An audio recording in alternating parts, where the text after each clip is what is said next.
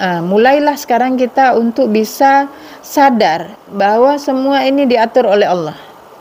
Pergerakan ini pergerakan Allah semuanya. Jadi begitu bisa melakukan misalnya sholat, alhamdulillah Allah gerakkan saya untuk bisa sholat, untuk bisa bersyukur kepada Allah, syukur. Kalau kita disakiti atau dihina oleh orang, kita harus bisa, subhanallah, Allah menguji saya melalui dia. Berarti mungkin saya masih ada salah, istighfar kita. Masih Allah ingatkan kita. Tetapi hukum syariatnya tetap kita jalankan seperti biasa. Tapi belum masuk ke dalam hakikat kalau kita belum merasakan air laut itu. Masuklah ke dalam laut. Waktu sudah di dalam laut, terasa airnya kayak mana, gelombang ombaknya bagaimana, itulah namanya hakikat. Jadi waktu di sini di dalam laut itu kena ombak yang kuat sampai kayak antara ini bisa selamat enggak. Saat seperti itu kan kita berdoa kepada Allah, minta kepada Allah.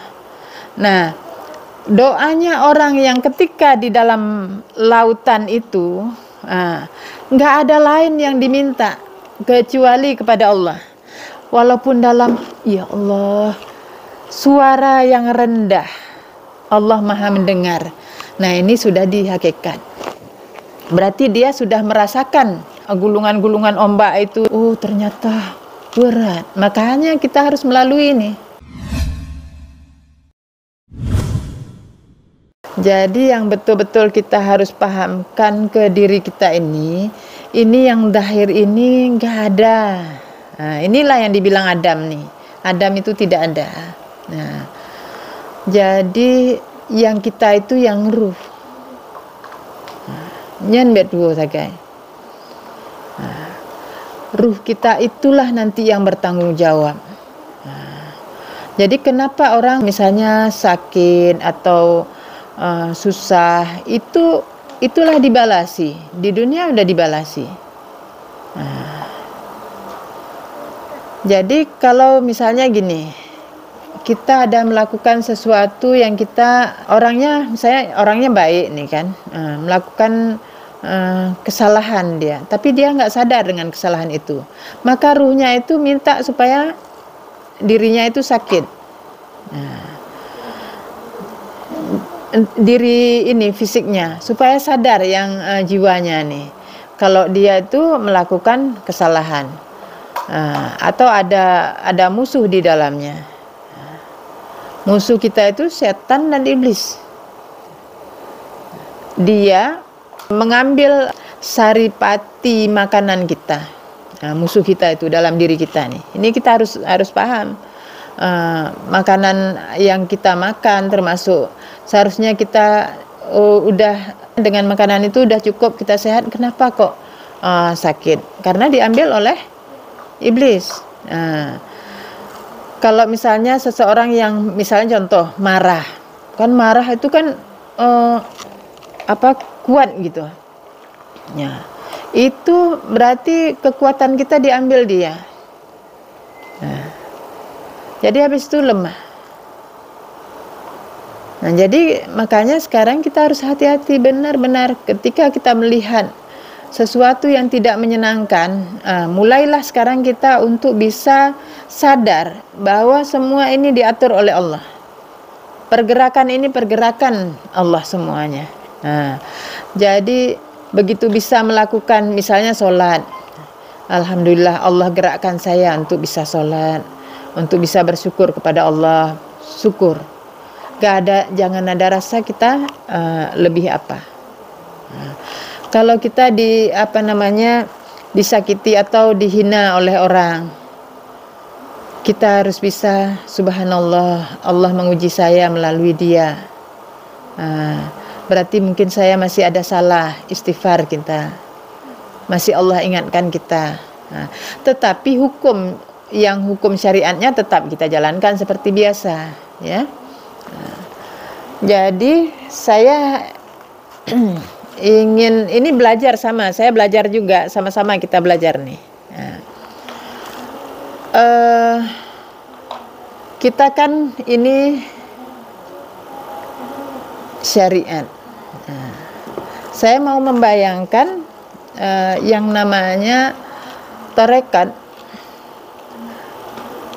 Jadi dia adalah jalan menuju. Nah, menuju apa?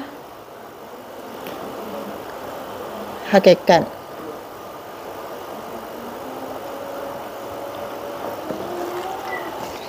Nah, jadi kalau ibarat ya, nah, kita duduk di sini, ini syariat. Nah, kita mau menuju misalnya pantai laut manalah gitu. Nah, kan berarti kita ke sana bisa jalan kaki, bisa berkendaraan. Nah, itu menuju ke pantai tersebut. Nah, ketika kita berjalan, mulai dari persiapan mau berangkat, pakai kendaraan apa, terus kita jalan mana yang kita harus lalui, inilah tarekat. Nah, ini tarekat.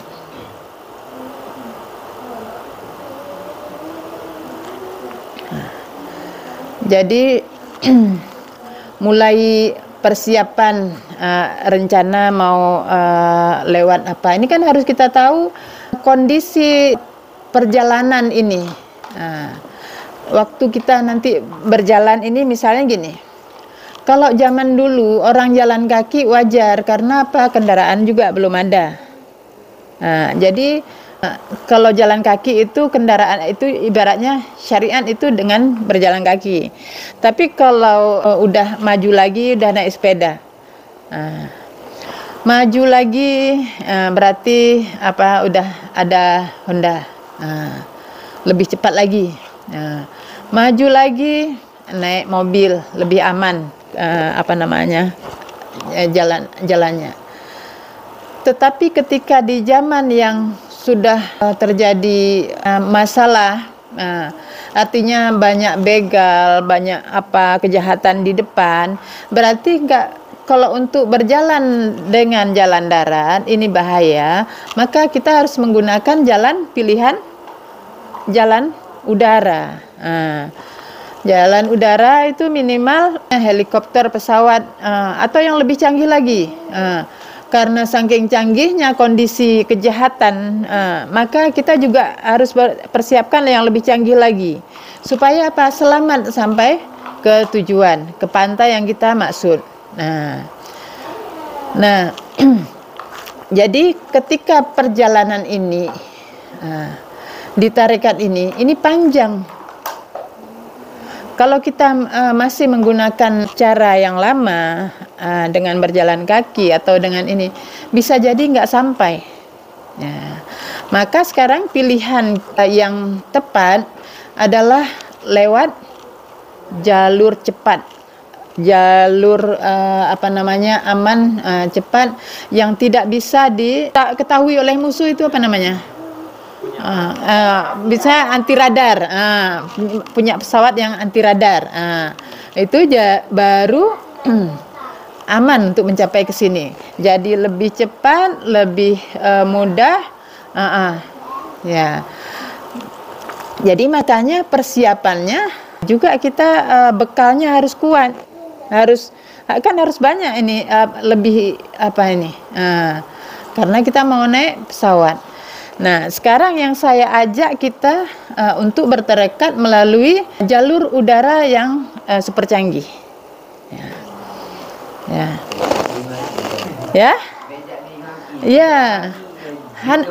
Ada begal. Ya, bahaya, banyak bahaya di jalan sekarang nih. Jadi hanatrotropi. Jadi kita harus tahu ketika sampai di sini mau apa. Nah, ini saya buat gambaran-gambaran dulu. Waktu kita misalnya sudah sampai di sini, udah sampai ke pantai, itu kita udah bisa melihat, oh itu lautnya. Ini baru di pantai. Tapi belum masuk ke dalam hakikat kalau kita belum merasakan air laut itu. Masuklah ke dalam laut. Waktu sudah di dalam laut, terasa airnya kayak mana, gelombang ombaknya bagaimana, itulah namanya hakikat. Jadi waktu di sini di dalam laut itu kena ombak yang kuat, itulah ujian-ujian. Nah, terus ada sampai kayak antara ini bisa selamat nggak? Saat seperti itu kan kita berdoa kepada Allah, minta kepada Allah. Nah, doanya orang yang ketika di dalam lautan itu nggak ada lain yang diminta kecuali kepada Allah. Walaupun dalam, ya Allah, suara yang rendah, Allah Maha mendengar. Nah, ini sudah di hakikat. Berarti dia sudah merasakan guncangan ombak, gulungan-gulungan ombak itu dia udah ternyata berat. Makanya kita harus melalui ini. Untuk bisa siap di sini. Begitu menghadapi masalah apa, tidak ada lain yang tempat bermohon kecuali Allah. Kalau orang udah di dalam gelombang yang besar, kata Allah, ketika kami selamatkan mereka ke daratan, mereka ada yang tetap lurus. Jadi kalau udah sampai sini, insya Allah. Tapi ada juga yang ingkar, yang zalim, ya. Tapi kebanyakan tetap lurus. Jadi kemudian udah dalam gelombang, udah berdoa kepada Allah. Rupanya Allah mengirimkan pertolongannya. Ada pesawat datang, ngambil orang yang di sini. Jadi udah dibawa ke sebuah pulau. Karena pertolongan Allah, dengan doa dia, Allah tolong. Disinilah ma'rifat. Nah, sudah sadar dia. Kalau di sini masih dalam gelombang. Tapi kalau di sini sudah sadar dia, sudah kenal siapa Allah, udah yakin dia. Paham ini ya? Ada pertanyaan enggak?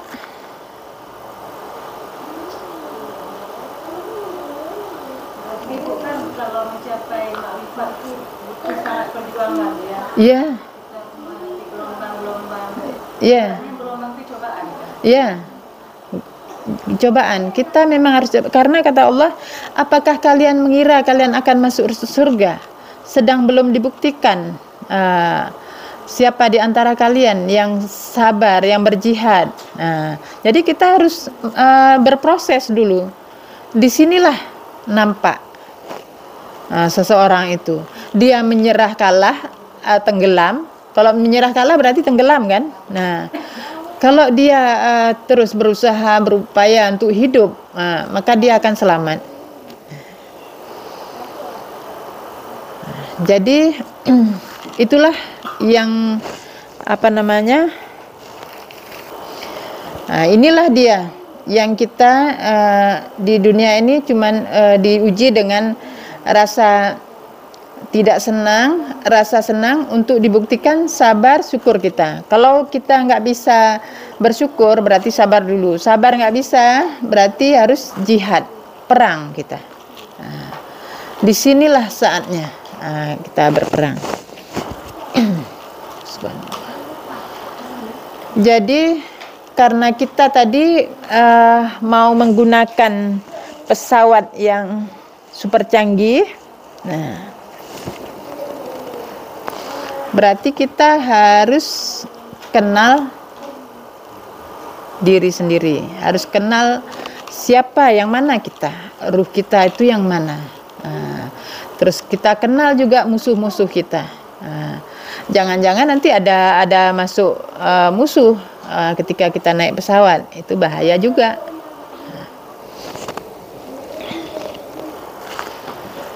Ini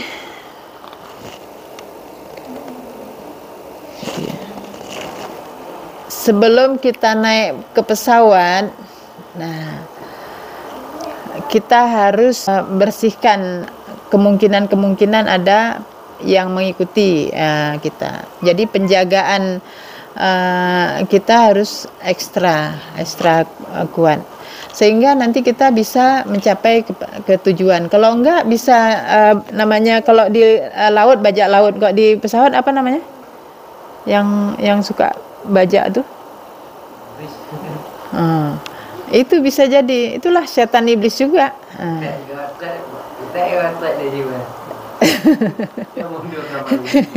Iya. Nah, ini kan bahaya. Karena sekarang ini luar biasa musuh kita tuh. Lihai sekali musuh kita, diganggu kita melalui apa saja. Jadi makanya yang kita harus jaga benar-benar adalah keinginan kita itu, tujuan utama kita ingin ketemu Allah, itu aja. Jangan yang lain, jangan yang masalah dunia. Yang masalah dunia itu yang kebutuhan.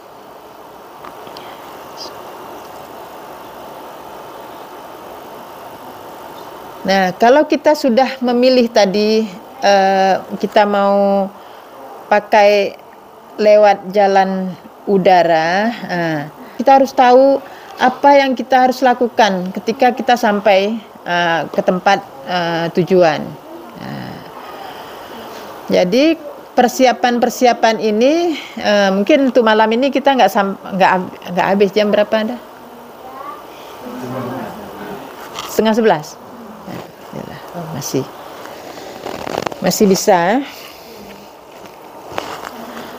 Jadi persiapan yang perlu kita rencana ketika kita sampai tujuan. Kemudian kendaraan yang kita gunakan udah kita pilih, ya kan?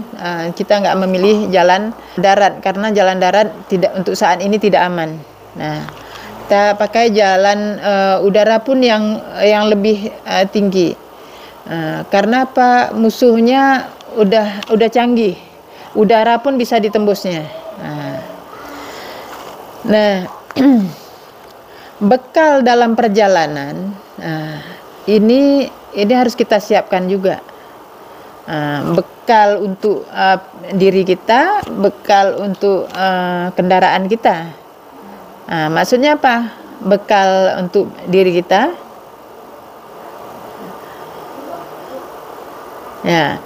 Ya misalnya gini, kita mau menghadap ke Allah, ya kan, mau zikir, mau apa, itu ya fisiknya itu harus sehat, harus cukup makan, maksudnya harus kuat lah. Itu kendaraan, fisiknya kan kendaraan. Sedangkan kitanya itu adalah ruhnya juga harus dikasih makan, harus persiapan cukup. Jangan ruhnya lemah, nggak sanggup mengendarai juga, nanti nggak sampai. Karena kalau kita masih dengan arahnya ke duniawi, itu memang berat bagi ruh.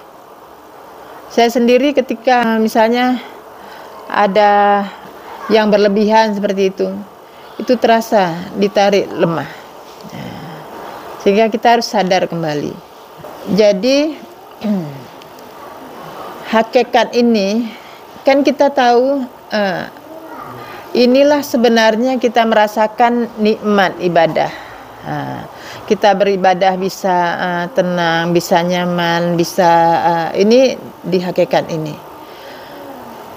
Kalau ini terus menerus kita kita kerjakan, kita istiqomah di situ, insya Allah maka pesawat penolong itu akan membantu kita untuk sampai ke tempat yang nyaman, yang aman. Jadi sekarang kita mulai dari tempat tinggal kita, ini dari syariat. Ini kita misalnya, kan kita sudah tahu hukum-hukum syariat yang diwajibkan atas kita, puasa, sholat, rukun Islam itulah. Jadi seperti syahadat dulu. Sebenarnya kita sudah bersyahadat, itu kita sudah bersaksi bahwa tidak ada lain sembahan yang disembah kecuali Allah. Jadi kita sudah bersaksi kepada Allah bahwa tidak ada lain yang kusembah kecuali Allah. Sembah itu kan mengikuti. Menyembah Allah, mengikuti Allah. Mengikuti Allah berarti mengikuti Al-Quran. Sekarang coba kita tanya sama pribadi kita. Benar kita sudah mengikuti Allah, mengikuti Al-Quran? Jadi kalau ditanya, mungkin dahir kita akan bisa menjawab yang lain, tapi hati kita itu nggak bisa bohong. Iya, kalau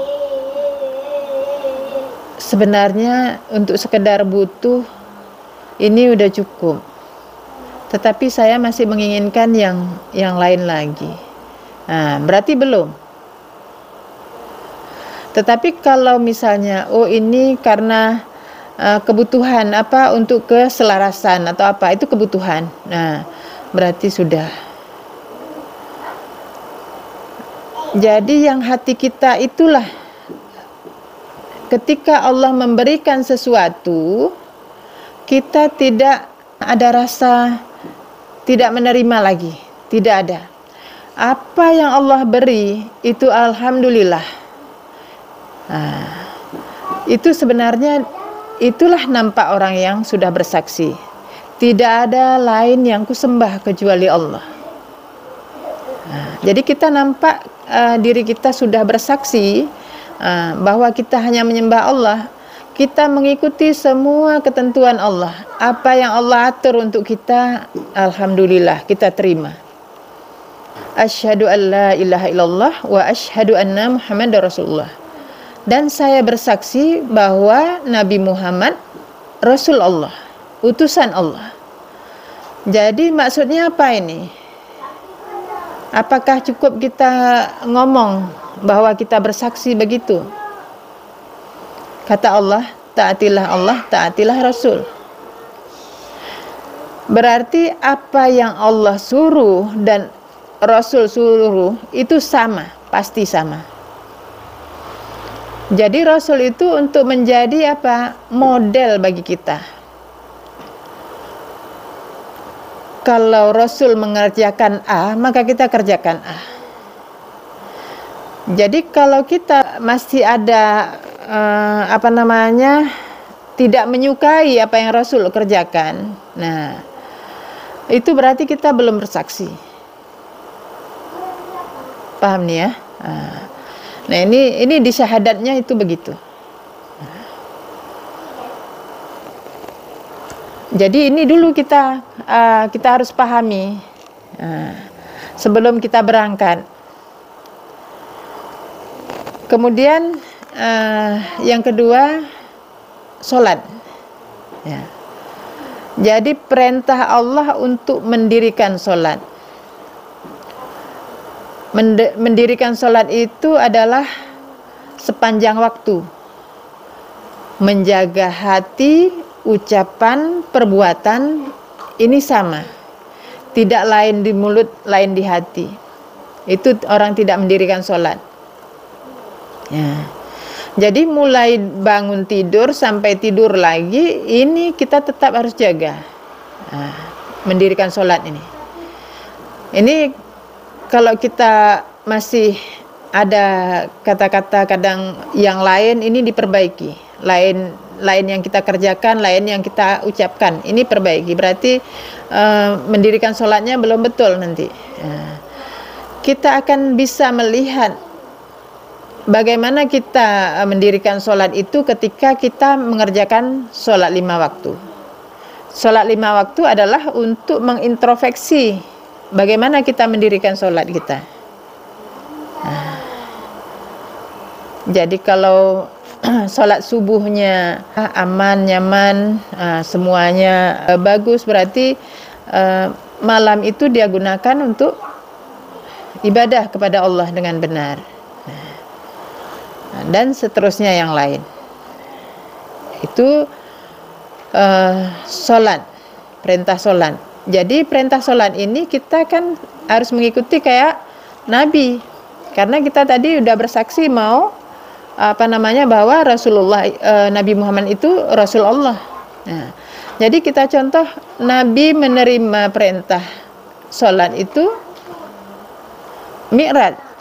Kita juga harus mi'raj. Berusaha yang belum bisa mi'raj, berusaha untuk kita bisa mi'raj ketika kita sholat.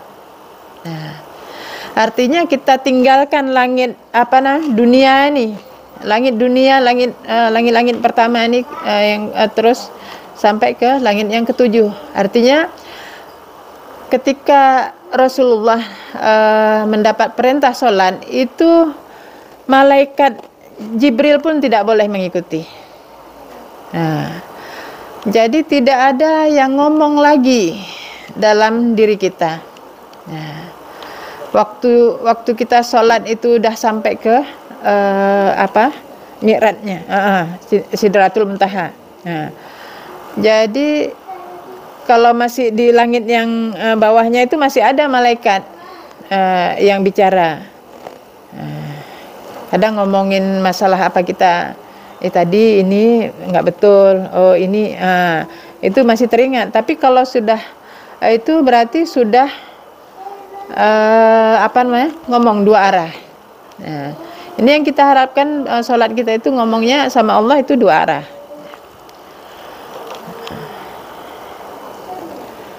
Subhanallah. Tapi ini jangan salah dipahami ya, kata-kata saya nih.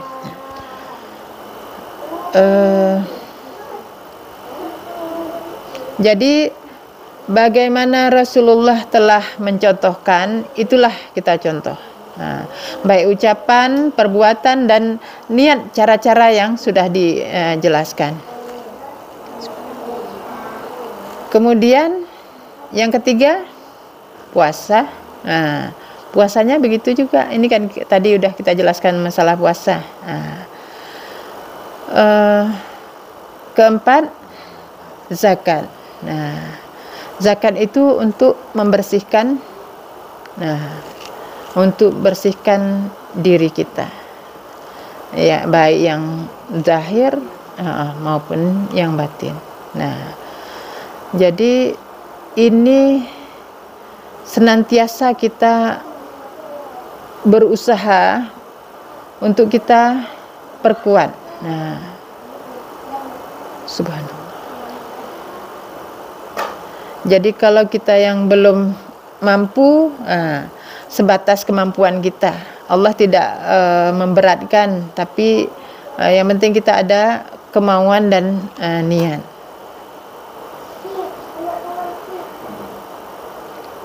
Zakat, fitrah, haji itu kan kelima, bagi yang mampu.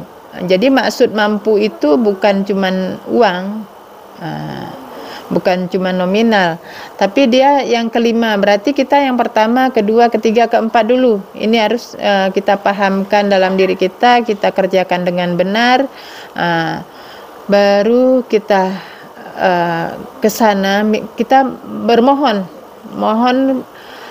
dipanggil itu dalam nanti kita dapat mengerjakan hajinya itu haji yang mabrur, yang Allah ridho dengan apa yang kita kerjakan di sana. Inilah permintaan yang seperti ini nggak mudah. Jadi barangkali bisa jadi udah ada uangnya, tetapi kita belum bisa dipanggil. Ada aja alasannya. Nah ini karena mungkin kita yang 1, 2, 3, 4 ini belum betul kita kerjakan. Subhanallah. Nah, kalau sudah ini kan rukun Islam, rukun imannya gimana? Rukun iman kita itu di Al-Baqarah pertama itu kan, itulah Alkitab, tidak ada keraguan di dalamnya, sebagai petunjuk untuk orang-orang yang bertakwa. Orang-orang yang bertakwa adalah orang-orang yang mereka percaya dengan yang gaib. Jadi kita memang harus percaya dengan yang gaib. Allah Maha Gaib. Semua rukun iman itu gaib. Dan kita sendiri yang kita sejatinya kita itu gaib. Kalau kita nggak percaya, kita nggak termasuk di situ.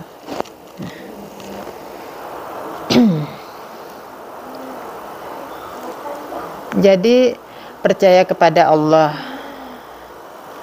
malaikat, terus kitab, Rasul, hari kiamat, ya, untung baik, untung buruk. Nah, ini semua gaib. Jadi kalau kita belum bisa memahami yang gaib, itu kita masih sangat lemah. Kita masih berada di sini syariat. Nah, jadi akhirnya kita masih banyak saling menyalahkan sana, menyalahkan sini. Kita nggak bisa berdiri lurus. Sesungguhnya ini wajahia, sesungguhnya aku hadapkan wajahku kepada yang menciptakan langit dan bumi dengan lurus, dan bukanlah aku dari orang musyrik, dan bukanlah aku dari orang yang musyrik. Ini pernyataan kita ini, setiap kita memulai sholat itu kita sampaikan kepada Allah. Nah, musyrik itu menyekutukan, menduakan Allah. Kalau kita masih meminta kepada selain Allah, itu di situ sebenarnya masih ada kemusyrikan. Nah, sekarang kita karena ilmu dunia yang tinggi, ilmu agama juga harus tinggi, sehingga tujuan ini saya sampaikan, sadarilah bahwa semua kejadian ini diatur dan digerakkan oleh Allah. Jadi anak-anak itu bergerak, Allah atur. Saya ngomong apa ini, Allah atur. Semua diatur.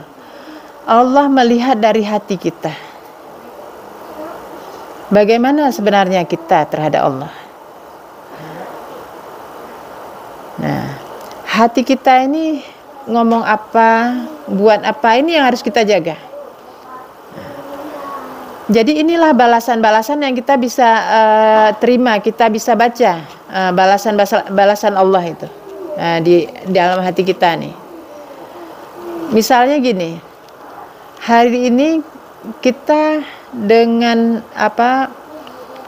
sesuatu perlakuan kita merasa tidak senang. Nah, berarti itu rasa tidak senang itu balasan. Ada yang kita salah. Maka ketika kita sholat, istighfar. Nah, sebelum sholat, kalau dulu kan, kalau di sini kan kita setelah sholat kan istighfar, habis itu baca doa. Jadi kalau sekarang ini sebelum sholat duduklah istighfar dulu. Mohon ampun dulu untuk memperbaiki hati kita. Subhanallah.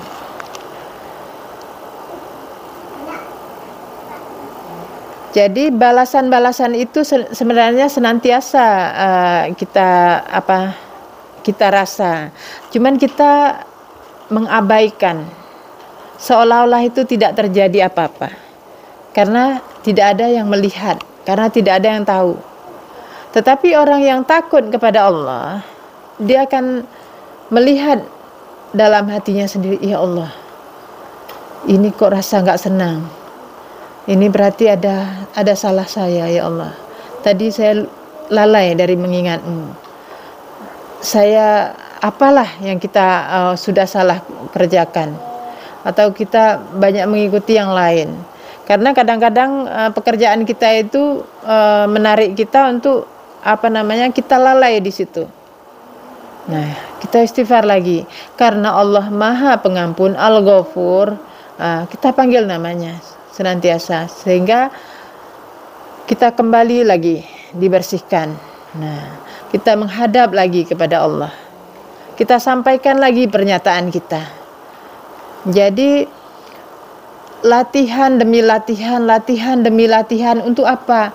Membentuk jiwa kita yang betul-betul kita hambanya Allah, abdinya Allah, bukan abdinya dunia, bukan abdinya harta. Tapi yang lain itu hanya menjadi jalan untuk kita bisa menjalankan kehidupan ini sebagaimana yang Allah perintah. Jadi kalau kita mau naik pesawat, ini dulu.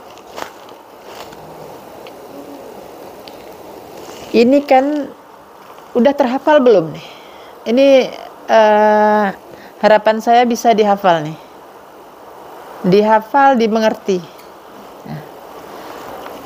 Karena ya bentuk-bentuknya singkat, tapi ini punya makna yang sangat mendalam. Jadi ini kita, ruh kita, ini jiwa. Jadi semua ngomong ini. Kemudian di sini ada pengganggu-pengganggu setan iblis yang senantiasa berusaha untuk masuk. Dia tidak akan bisa masuk kalau tidak ada jalan. Jalannya adalah lewat nafsu, lewat nih. Kalau kita mengikuti nafsu, ada jalan masuk iblis untuk masuk. Bahkan bisa kadang-kadang masuk ke ruang nahkoda. Jadi makanya yang saya bilang, kita buat pagar. Subhanallah walhamdulillah wala ilaha illallah Allahu akbar. Ini dengan kesadaran. Ini dibuat pagar ini sekuat-kuatnya. Jadi kalau orang zikirnya pakai bom musabah. Kita bisa juga kadang kita kerja, kadang kita pegang pulpen dengan kertas. Bisa juga kita dengan cara gini.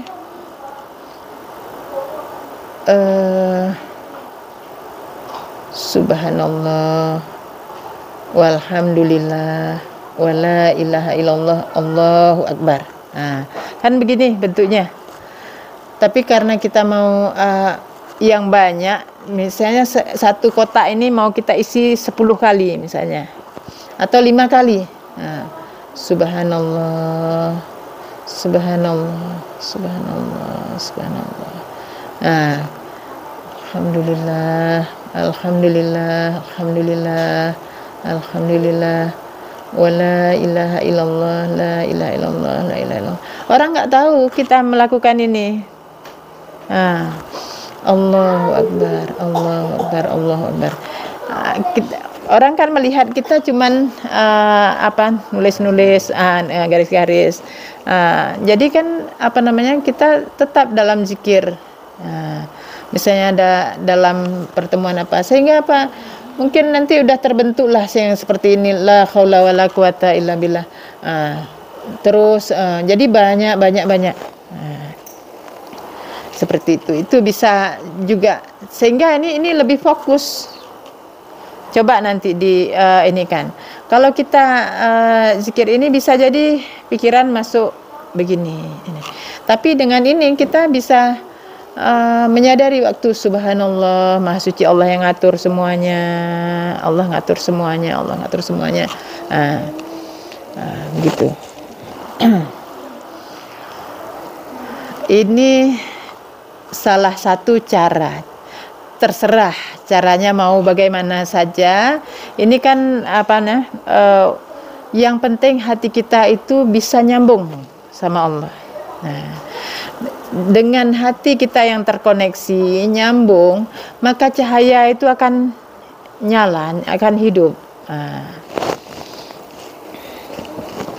Jadi ini yang pertama, buat pagarnya kan seperti itu. Saya ulang lagi ya.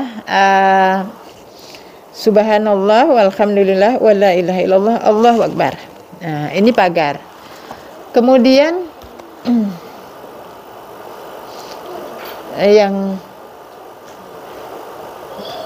yang apa namanya, ini yang bentuk pagar seperti ini. Kalau yang dia baju besi, jadi ini sudah kita sadari, sudah kita bentuk seperti ini. Kita minta sama Allah ditambahkan subhanallah walhamdulillah. Waktu wala ilaha illallah itu karena afdalu zikri fa'lam annahu la ilaha illallah, la ilaha illallah Allahu akbar. Kok nulis nggak pandai gambar? Jadi bengkok-bengkok nggak apa. Ulang.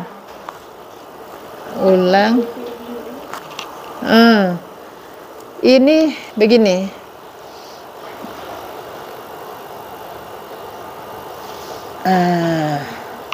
Sebenarnya gini ya. Subhanallah walhamdulillah wala ilaha illallah Allahu akbar. Ini kan bentuk yang biasa, pagar. Setelah kita sadar ini, kita minta sama Allah waktu subhanallah. Ya Allah, kalau Engkau menentukan kami dalam salah, Engkau rubah ya Allah kami menjadi orang yang dalam kebenaran. Minta sama Allah. Ada yang minta ditambah, ada yang minta dikurang dengan ketentuan Allah itu. Kemudian alhamdulillah sebelah kanan itu kan harta, tenaga, ilmu yang kita terima, yang kita beri, yang kita kerjakan. Minta juga, minta ditambah, minta dikurang. Kalau yang dikurang itu misalnya kalau harta atau ilmu atau apa yang memang itu tidak baik bagi kami, ya Allah jangan Engkau berikan atau apa, kita minta yang baik-baik. Jadi ini waktu wala ilaha illallah, ketiganya tertutupi ini Allahu akbar. Bentuknya semakin sering kita baca ini baju besi ini akan aktif dengan sendirinya. Artinya kita bisa jadi orang yang terespon. Misalnya kan ada gangguan, kita nggak sadar tuh, kita lagi zikir atau lagi apa, teringat langsung. Kita paham dengan hal-hal yang dimaksud. Itu kalau baju besinya.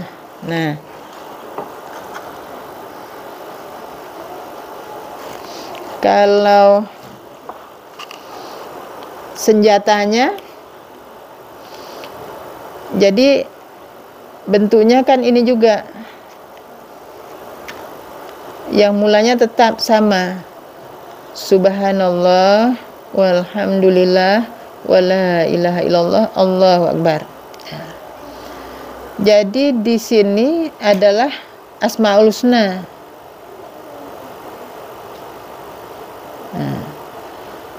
Langsung kita apa yang kita butuh, misalnya rasa aman, al-mu'min atau al-alim, yang maha mengajarkan. La ilaha illallah. Lagi la ilaha illallah. Semakin terus kita ini maka senjata ini semakin tajam, semakin khusyuk, semakin paham, sadar, semakin tajam senjata ini. Jadi ini dulu dikerjakan, diulang-ulang, yang yakin. Jadi ini semua tidak akan manfaat kalau Allah tidak ridho. Ya, ini kunci. Semua ini tidak akan manfaat kalau Allah tidak ridho. Jadi yang kita cari ridho Allah. Supaya Allah ridho, maka kita ridholah dengan ketentuannya, dengan apa yang Allah sudah berikan. Dan ridholah dengan semuanya, karena dunia ini dan seisinya dicipta, diatur, digerakkan oleh Allah. Jadi satu sama lain kita menjadi ujian. Ya. Jadi di sisi Allah, orang yang mulia itu adalah orang yang paling bertakwa. Orang yang bertakwa kepadanya. Orang yang takut, orang yang taat kepada Allah. Nah, itulah mulianya orang. Jadi kalau kita melihat di dunia ini semua tipuan. Kemuliaan-kemuliaan tipuan. Kesenangan-kesenangan tipuan. Nah, yang sebenarnya adalah kemuliaan-kemuliaan Allah, semua milik Allah. Maka kembalilah ke Al-Quran. Sadarlah dengan apa yang Allah sampaikan di Al-Quran. Dan kami mudahkan Al-Quran. Lalu siapa yang mau mengambil pelajaran? Udah ibu bacakan itu kan? Diulang lagi. Dan kami mudahkan Al-Quran. Lalu siapa yang mau mengambil pelajaran? Ini termasuk yang Allah berikan ke saya. Ini kan cara yang sangat mudah ya, untuk memahami, untuk mendengar, mengerti Al-Quran. Harus bisa keluar dari itu, dari masalah itu. Masalah tetap itu karena kita salah. Jadi salah kita bukan berarti sama manusia aja, bisa jadi salahnya sama Allah. Nah, kalau kita masih menjadikan selain Allah sebagai pelindung, masih menyeru kepada selain Allah, itu kita berat, masih salah. Orang yang masih mempertahankan prinsip di sini, ya, ini salah.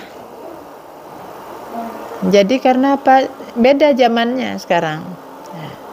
Jadi prinsip syariat tetap itu kita tegakkan untuk pribadi kita. Tapi ketika kita melihat orang lain, nah, kita jangan melihat dengan itu.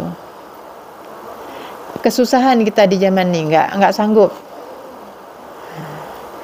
Jadi supaya apa? Hati kita itu terbebas, maka hati melihatlah dengan hati. Jadi yang luar lihat untuk pribadi, yang dalam lihat untuk luar. Malam ini segini aja dulu ya.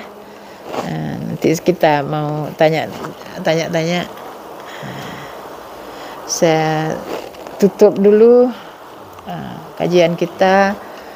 Alhamdulillah, semua yang benar itu dari Allah, yang salah saya minta ampun kepada Allah, saya minta maaf.